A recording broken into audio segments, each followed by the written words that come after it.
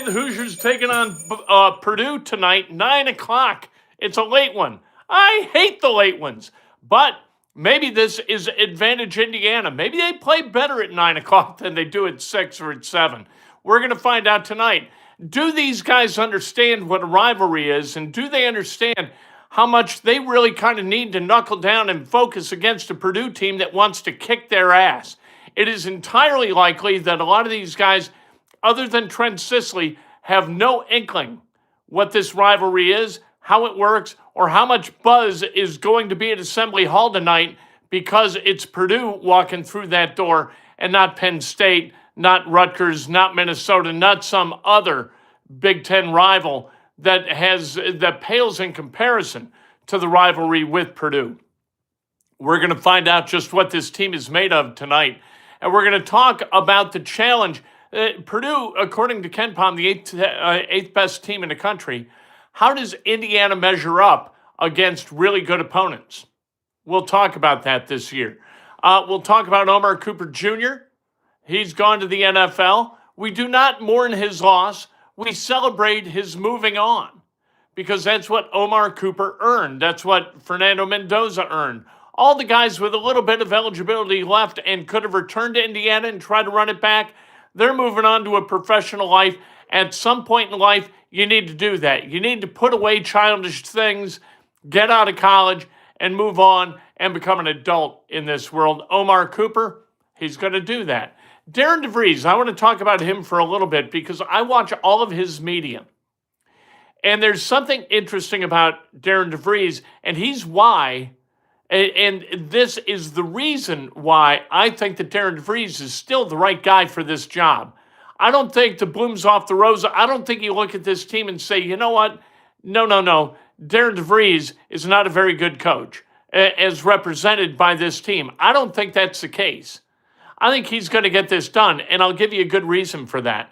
We'll talk about the Colts a little bit, what their offseason priorities are, what they need to be, and how they can move forward as a different team in 2026. And they got to be different, right? You can't just run it back and be the same every single year and say, you know what? We believe in our guys. That's nonsensical. And the Colts aren't going to do that. So what do they need to do? I'll tell you. Pacers. They folded last night, yesterday afternoon in Atlanta, and it was a beautiful thing because we do not need them to win any more games. Did you watch A.J. DeBonsa last night? Did you watch Carlos Boozer last night? These kids are going to be really, really, really, really good in the NBA.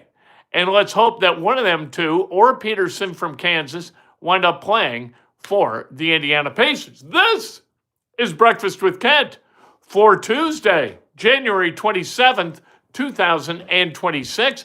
Brought to you by the great people at Today's Dentistry. Dr. Mike O'Neill, the best dentist in the world, my only dentist the last 33 years. Give him a call today. You got a hole in your teeth? He's got a hole in his schedule. 317-849-2933 is the number. Become a member. You get to participate in our members-only chat, Coffee with Kent, every single Saturday around 9 o'clock in the morning. It's awesome. There are other perks for being a member that we continue to explore. Become a subscriber, and you are eligible to win a prize. We've had great prizes, given away all kinds of IU swag, gave away all kinds of Colts swag, Pacers swag, unbelievable, all really, really good stuff. You got to be a subscriber to win, and we are within 330 subscribers of 25,000. And when we get to 25K, we are going to have a celebration and a giveaway that is just awesome. And you're going to say, what? How in the world, how do they afford to do it? That's what you're going to say. So become a subscriber today. It's absolutely free. Just hit the button, smash a like button. And if you want to make a donation, no big whoop, but please include a comment or a question that elevates the level of discourse on the channel. All right, let's talk about this IU-Purdue rivalry, enhanced by the 35th anniversary of the night tirade. You know, I'm tired of getting beaten by Purdue. I'm tired of this 8-10 record, all with incredible obscenities before, after, sprinkled all throughout. and I'll make you run till you can't eat supper. We're coming up on the 35th anniversary of that tirade, and still nobody knows who recorded it. There are people who have a belief that they know, but that has been refuted by that guy. And so, that's just, I guess, maybe we'll never know. It's one of those mysteries. We don't have a lot of mysteries, so I like mysteries. I think it's a good thing. Indiana tonight is going up against a top 40 team. Not only a top 40 team, but a top 8 team. And Indiana so far this season is 0-6 against top 40 teams. They're pretty good against non-top 40 teams, but top 40 teams not so good. Can the Hoosiers beat a top 40 team for the first time this season? You know what? This is going to be tough sledding. I think Purdue is battle-tested, but they're riding a 2-game losing streak. Maybe this is a genuine 2-game losing streak where they have kind of, where they've fallen off a little bit and the swale will continue. And then in February, they'll kind of rebound and they'll start playing good basketball again. That could be the case. They could be out of sorts, and that out of sorts, that might not be remedied by the time you get through this game tonight. We'll see. Matt Painter very frustrated with his guys. You got to do one of two things. Braden Smith is one of the best 3 players in college basketball in terms of production. All right, really, really good. And in terms of being a competitor, yes, Boozer and DeBonsa and Peterson are going to be great pros, and I think Braden Smith is going to be a pro, but I don't know how great. Doesn't have the physical characteristics necessary to survive and thrive in the NFL. But do you stop Braden Smith, sell out, do everything you can to stop Braden Smith, or do you let Braden Smith go get his and try to stop everybody else? I'd let Braden Smith go get his. And I would focus on the offensive side of the ball where I think you can get work done. Purdue is an elite level offensive team, and that starts with Braden Smith, not just as a scorer and a shooter, but as a distributor. He is always getting the ball. He's going to graduate from Purdue as the all-time leader in assists in college basketball history. He's going to pass Bobby Hurley. He needs just under 10 per game for the remainder of the season, and they got to go a little bit in the NCAA tournament, maybe an extra game or two, and in the Big Ten tournament. That'll get Smith over the hump and get him past Hurley. I think you let Smith operate. I think you got to take away everybody else. You don't let anybody else on that team beat you. If Smith beats you, fine. You don't double team Smith and hope somebody else doesn't beat you. If you sell out to stop Smith, I think you got a serious problem. I don't think that that's going to work because down low is where Purdue's got a pretty significant advantage with Clough and with Kaufman-Renn. Those two guys are better than any of the Indiana bigs. At guard, you kind of got a shot. So if you get the guards busy trying to score and the bigs just stand around down low and don't do nothing, I think you're in better shape as a team tonight. We're going to see. I mean, can you beat them? It's a long shot no matter which way you try to do it. Enright's got to stay out of foul trouble.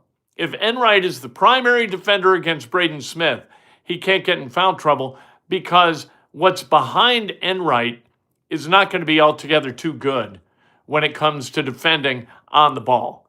Indiana, not a great, they're a better than I expected defensive team, but not a great defensive team. So that's where we are with IU. They got to keep everybody else out of foul trouble too. DeVries and Wilkerson can't get into foul trouble because then you lose scores. And as you lose scores, you become easier to defend. Like they've got 3 guys right now who can shoot. You got DeVries, you got Wilkerson, you got Dorn. If all 3 are on the floor at the same time, they're tough to defend. You take one off and replace him with, let's say, Trent Sisley, it's a little bit easier to defend. You take 2 off, you got problems because Purdue's going to be able to take one away without any kind of problem, without breaking a sweat. So you've got to get this right. Hopefully Sisley kind of bounces out of the freshman funk that he's in, and Indiana gets over the top of Purdue. We'll see. Wilkerson, DeVries, It's up to them. They shoot well, you got a chance. They don't shoot well, not so much. The two losses for Purdue, they were outscored by the Illini from the three-point line, 18 of 38. That was Illinois, 7 of 19. So that's plus 11 because of the additional point, right? Or plus 33 if you want to look at it that way. 18 made threes to 7 made threes. Against UCLA, the difference not so pronounced. They did allow UCLA to hit 45% from beyond the arc, 9 of 20. IU football, Cooper, adios. Go with God. Enjoy your life in the NFL. Thank you for all you did at Indiana. Absolutely stellar career. Indiana does not win a national championship or go undefeated without Omar Cooper Jr. So we're not bitter about Omar deciding to bounce. I think it's a good thing. The Lawrence North product, rocking to the NFL. Hopefully he's taken in the second round. I think that's logical. He is a really good route runner. He's a guy with great hands and superb feet, evidenced by not just that catch against Penn State, the toe tap, but there was a catch against Michigan where Cooper kind of went head over heels after he caught the ball, kept his hand from touching out of bounds until his foot touched inbounds. I don't know how he did what he did, but he did it. Purposefully held that hand up while the foot hit, then the hand hit. It isn't hard to defy gravity and physics, but Omar Cooper, pretty damn good at that. Let's talk about Darren DeVries a little bit. DeVries is my guy. And I'll tell you why he's going to be a success. Because he is unlike the others who failed. He is unlike Mike Davis. He is unlike Tom Crean, unlike Kelvin Sampson, obviously, in many, many ways. Unlike Archie Miller, unlike Mike Woodson. He is not a salesman at all. Sampson really wasn't a salesman either. Sampson just hated talking to people, which is kind of weird for a coach. DeVries doesn't hate talking to people, but he just talks like a normal human being. He's not trying to get us to believe anything. He's just talking. I like different.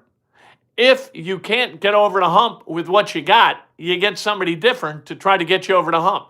Mike Woodson was trying to sell us on the fact that he was one of the top 5 basketball coaches in the world. Good luck with that. That didn't work. We don't know everything about basketball, but we know a well-coached team from a mediocrely coached team, and what we saw the last 4 years was a mediocrely coached team. Darren DeVries, not great this year, but you know what? People hired him for a reason, and the reason wasn't that he's got this magnetic, charismatic personality. That's not what he did. That's not the top of his list of traits. You know, great personality. He's a guy who's a really, really good basketball coach, or nobody would have hired him to be a basketball coach. He succeeded everywhere, even the 1 year at West Virginia. They got better. And West Virginia should have made the NCAA tournament and didn't. Said it at the time when I knew who Darren DeVries was, but I didn't know that he was going to be the Indiana coach. Dorn continues to get healthy. He said in his last media thing. I think that's interesting. Like, that means that he hasn't been healthy, and we knew he wasn't healthy when he wasn't playing, but that he continues to get healthy while he's playing means maybe we haven't seen the best of Nick Dorn. That would be a good thing. Priorities for the Colts. Let's talk about priorities for the Colts. Colts have got to get rid of who doesn't work, and they got to re-sign guys who do work. That means you got to re-sign Alec Pierce, and you got to re-sign Nick Cross. And Zaire Franklin, I think it's time to say ta-ta-ta-tel. Zaire, good human being, understands giving back to the community, has the foundation in his mom's name. Wonderful. Great stuff. But he can't cover people. And so you can't have him on the field in Lou Anarumo's defense. It's just that simple. Kwity Paye can't get to the quarterback. Can't have him on the field in Lou Anarumo's defense. He got to go. This isn't personal. It's professional. And if you can't contribute to winning, then what are you doing? you're contributing to the losing. And that doesn't mean everybody got to go, but it does mean with guys like Zaire Franklin, and maybe you got to make a tough decision about Michael Pittman. I like Michael Pittman Jr. I think he's a good possession wide receiver. Has a tough time getting open, but you throw it to him, he's going to come down with the football much more often than he doesn't. $29 million against the cap, that can't happen. That's got to go. But Pierce, Daniel Jones, Nick Cross, they all got to stay. And then you got to go get guys, right? You got to figure out who's going to be a linebacker for you. You got to figure out who is, if Pittman goes, who's going to be that wide receiver? Who's going to be a second tight end? Is he on the roster? Right now, you got Ogletree and Mo Ali Cox, both free agents. You're going to re-sign Mo Ali Cox. If you can get him on a really, really affordable contract, why wouldn't you? He's a good blocker. He can catch the ball now and again. He's not an oft-targeted tight end like Warren is, but he's really, really good. Pacers, they got outscored 62-31 down the stretch. They were up 15, 85-70. And I was thinking, what the hell are they doing? They're going to win a game again on the road against a not-too-bad team? What the hell is this? Do they not know that it's not about winning this year, it's about winning next year? Don't they know this? For God's sake, weird plus-minuses in this game. Luke Kennard off the bench had a plus 26. Corey Kispert, a starter for the Hawks, had a minus 25. Benedict Mathurin had a minus 25 for the Pacers, but Johnny Furphy had a plus 15 as a starter. Just weird. This game was just bizarre throughout. Let's celebrate some birthdays on this beautiful Tuesday in Central Indiana. Nancy Rose, happy birthday. Howard Pinto, Wes Woodward, celebrating a birthday, the great Wes Woodward. Lauren Underwood, Brando Calrissian, and Lenny Matella celebrating a birthday. Lenny played basketball, I think, for Andrean in high school, and then went to Bowling Green and played for the great Dan Dockich with the Bowling Green Falcons. So happy birthday to Lenny. If today's your birthday, celebrate like hell. If it's not your birthday, celebrate somebody else. That's best done with an honest and specific compliment. We got to lift each other up. Don't pull each other down. Had an encounter with 3 guys yesterday. I made a mistake, and I got stuck in the snow, in the slush. And another guy coming the other direction got stuck all at a Kroger, the entrance to a Kroger that hadn't been plowed. 2 guys rolled up right away in pickup trucks, and they helped us get out. We helped each other, and it was very nice. Do that. See somebody stuck? No problem with pulling over, helping, seeing if you can. Carry a snow shovel in your trunk. Maybe that'll come in handy. If you got some sand, that's not a bad idea too. Take care of each other. And things kind of go well in life, don't they? We need each other. We need a community. Rely on each other. The distrust of each other, that doesn't work. I offered to buy these guys coffee or a sandwich or a beer or whatever, and they all said, nope, just pay it forward. So let's pay it forward. We'll talk to you later today.